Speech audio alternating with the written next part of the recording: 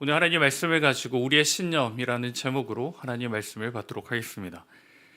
여러분, 2025년에 우리나라를 방문한 관광객이 얼마나 되시는지 아십니까?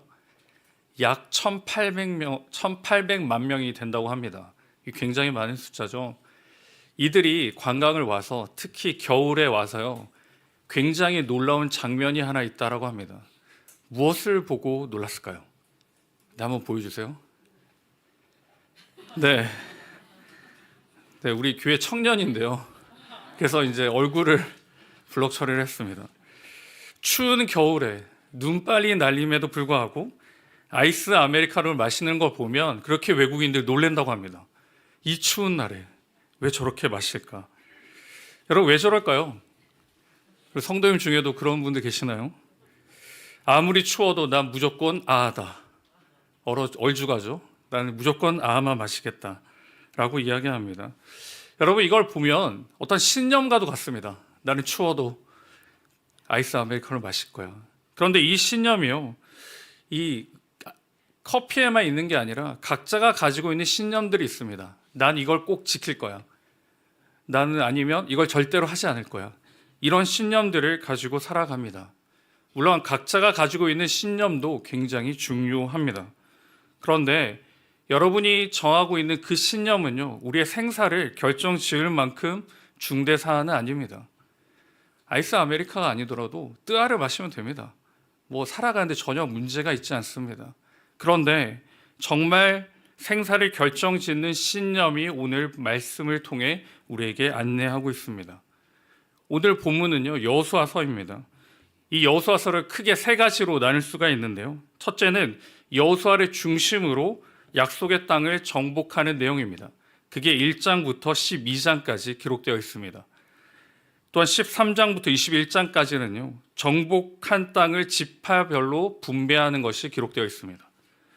그리고 오늘 본문이 포함된 22장부터 24장까지는 여호수아가 이제 마지막 날에 민족에게 권면하고 어떻게 영원히 하나님의 축복을 받을 수 있는가, 그 메시지를 남기는 장면입니다. 여호수아의 삶의 총평을 살펴보면요, 하나님으로부터 시작해서 하나님으로 끝이 났습니다.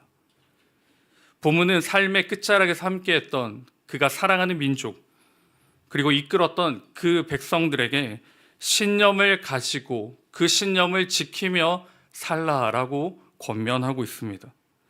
하나님의 백성들은 어떤 신념을 가지고 그 신념을 지키며 이 땅에 살아가야 하는지 오늘 하나님의 말씀을 통하여서 발견하도록 하겠습니다.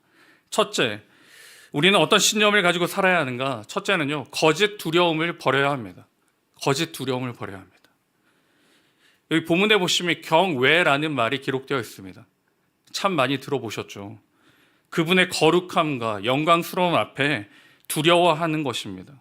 이것은 내가 잘못한 것에 대한, 그리고 부족한 것에 대한 두려움이 아니라요, 그 하나님의 압도적인 경건과 그 영광에 압도되는 것을 말합니다. 그런데 문제는 하나님 앞에 서 있는 사람들이 거짓 두려움으로 나가는 사람들이 있습니다. 척하는 거죠. 하나님을 경외하는 척하며 살아가는 사람들이 있습니다. 본문에 보시면 온전함과 진실함으로 섬겨야 한다라고 기록하는데요, 그게 바로 거짓으로 하지 말라는 겁니다. 거짓 두려움으로 살지 말라입니다. 히브리 성경에 보시면 온전함은 하나님 앞에 흠없고 깨끗한 제물을 드릴 때 사용되는 말입니다. 즉, 위선 없이 계산하지 않고 하나님을 섬기는 것입니다. 왜냐하면 하나님은 위선을 싫어하시기 때문이에요. 레위기 10장 1절 2절에 보시면요, 거짓된 두려움 가운데 살아가는 사람이 있었습니다. 아론의 아들 나답과 아비후가 각기 향로를 가져다가 여호와께서 명령하시지 아니하신 다른 불을 담아 여호와 앞에 분향하였더니 불이 여호와 앞에서 나와 그들을 삼키매 그들이 여호와 앞에서 죽은지라. 나답과 아비후입니다. 이들은 관성적으로 하나님께 분향했습니다. 이 떨림도 없고요, 무서움도 없고 아무 감정과 기대감이 없습니다. 그러면 안 해도 될 텐데 왜 그냥 이 제사에 참여하는 것일까요? 제가 묵상해 보니까요, 이게 안 하면 마음 한구석이 약간 좀 불편했던 것 같습니다. 그래서 어거지로 할 수 없이 하는 척한 겁니다. 이 척하니까 어떻게 됐을까요?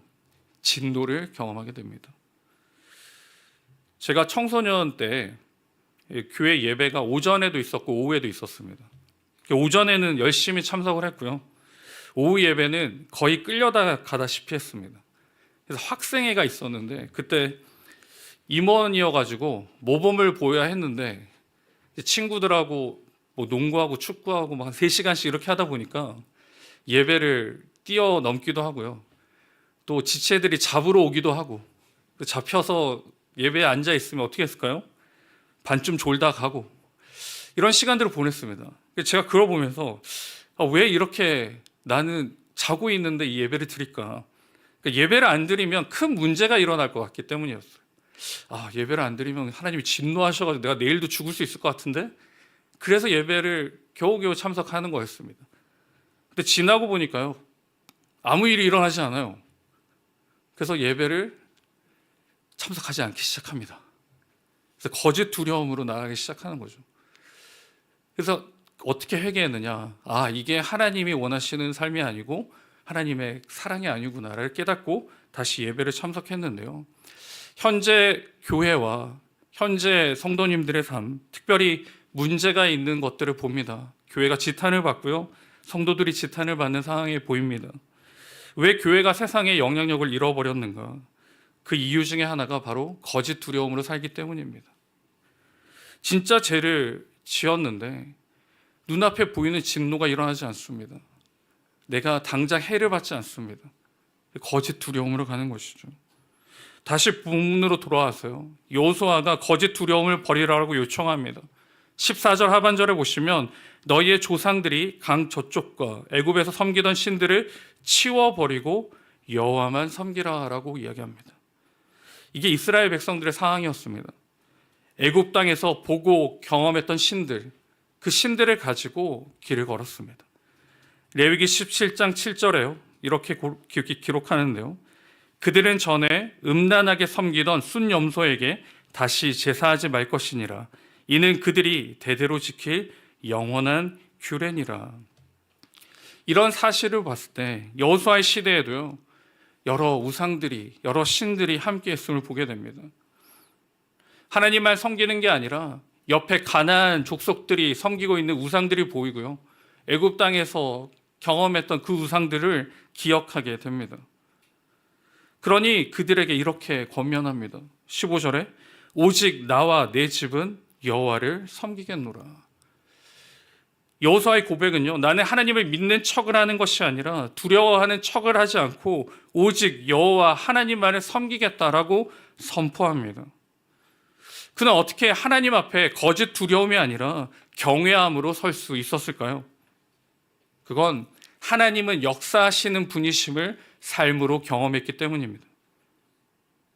거짓 두려움을 버리기 위해서요, 우리가 회복돼야 할 것이 바로 믿음입니다.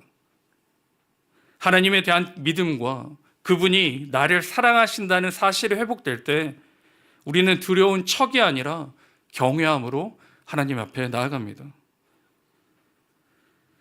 이 철로 역정으로 유명한 작가 존 버녀는요, 경외함의 진수라는 자신의 책에서 경외를 이렇게 정의합니다.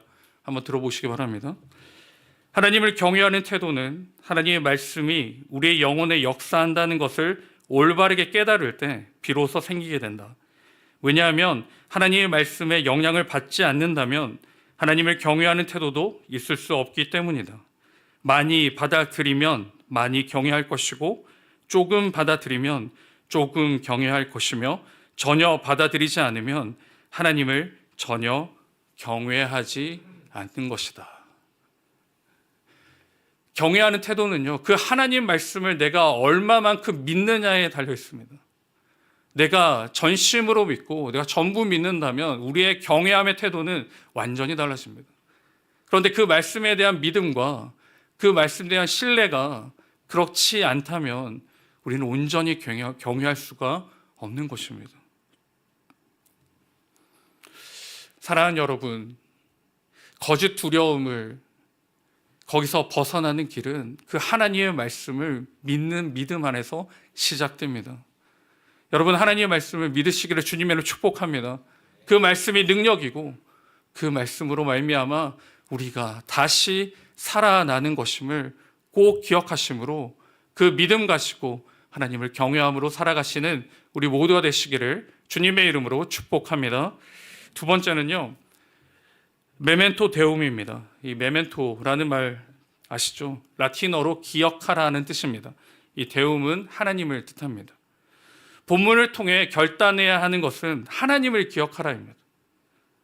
본문에서는 하나님을 두 가지로 기억하라라고 이야기하는데요. 먼저는 행하신 일을 기억하라입니다. 출애굽에서부터 지금 약속의 땅까지 올 때에 하나님이 무엇을 하셨느냐입니다. 여호수아 24장 17절 18절 새 번역 버전인데요. 우리 같이 한번 읽겠습니다. 시작. 주 우리 하나님이 친히 우리와 우리 조상을 이집트 땅 종 되었던 집에서 이끌어내시고 우리가 보는 앞에서 그 큰 기적을 일으키셨습니다. 또 우리가 이리로 오는 동안에 줄곧 우리를 지켜주셨고 우리가 여러 민족들 사이를 뚫고 지나오는 동안에 줄곧 우리를 지켜주셨습니다. 그리고 주님께서는 이 모든 민족을 이 땅에 사는 아모리 사람까지도 우리 앞에서 쫓아내셨습니다. 그러므로 우리는 주님을 섬기겠습니다. 오직 그분만이 우리의 하나님이십니다. 아멘. 하나님께서 행하신 일입니다. 이스라엘 백성들도 하나님께서 어떻게 지금 이 자리까지 인도하셨는지를 기억합니다. 여러분, 위 구절들을 한마디로 정의하자면 하나님은 어떠한 분이실까요? 하나님은 사랑의 하나님이십니다. 그 환경과 그 어려움과 다시 하나님이 아닌 다른 것을 선택하며 달려갈지라도 그 발버둥 치는 그 자녀들을 끝까지 사랑하시고 끝까지 보호 인내하신 그 하나님을 발견하게 되는 것입니다. 때로는 세상이 더 강해 보이고 때로는 세상이 능력이 있는 것처럼 느껴집니다. 그런데 오늘 이 24장 17절 18절은 그런 세상이 아니라 오직 한 분, 그 하나님만을 기억하기로 결단하고 선포하는 것입니다. 우리 하나님은 오직 한 분이신 하나님이심을 본문은 말씀합니다.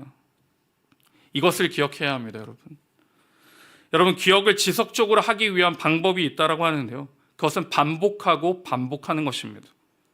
하나님께서 나에게 무슨 일을 하셨고 어떤 일을 행하셨는지를 기록하고 고백하는 것입니다. 이스라엘 백성들이 이 자신들의 이 여정을 지금 정리하고 고백하고 있습니다. 여러분도 한번 하루의 날을 정리해 보시기 바랍니다. 아니면 지금까지의 날을 한번 정리해 보시기 바랍니다. 제가 한 3년 전에 청년들과 함께 했던 프로그램이 있었습니다. 1월달 시작하면서요, 같이 한 것이 있는데 한 해의 기도 제목과 바라는 것을 적고 같이 나누는 거였습니다. 그 중에 제가 아직도 가지고 있는 게 있는데요. 그 중에 한 청년이 이렇게 적었습니다. 영혼을 품을 수 있는, 그리고 영혼을 위해 기도할 수 있는 예수님의 넓은 마음을 저에게도 허락해 주세요. 이런 카드를 제가 아직도 가지고 있는데요. 귀한 고백이고 기도입니다. 이 청년 어떻게 되었을까요? 네. 지금 리더로서 조언을 품고 기도하며 날마다 달려가고 있습니다. 한번 하나님이 나에게, 나의 인생에 어떤 일을 행하셨고 어떻게 주관하고 계시는지를 한번 기록해 보시기 바랍니다. 분명히 하나님은 어떻게 해서든지 나의 삶을 주관하고 계시고 인도하고 계시는 것을 확인하실 수 있을 겁니다. 한 걸음 더 나가서요, 무엇을 기억해야 하는가? 하나님 한 분을 기억하라입니다. 앞에는 하나님을 행하신 일이었고요, 지금은 하나님을 기억하라입니다. 여호수아 24장 19절 20절인데요. 여호수아가 백성에게 이르되 너희가 여호와를 능히 섬기지 못할 것은 그는 거룩하신 하나님이시요 질투하시는 하나님이시니 너희의 잘못과 죄들을 사하지 아니할 것임이라. 만일 너희가 여호와를 버리고 이방 신들을 섬기면 너희에게 복을 내리신 후에라도 돌이켜 너희에게 재앙을 내리시고 너희를 멸하시리라. 어떤 하나님을 기억하느냐? 거룩하신 하나님입니다. 레위기 19장 2절인데요. 너는 이스라엘 자손의 온 회중에게 말하여 이르라. 너희는 거룩하라. 이는 나 여호와 너희 하나님이 거룩함이니라.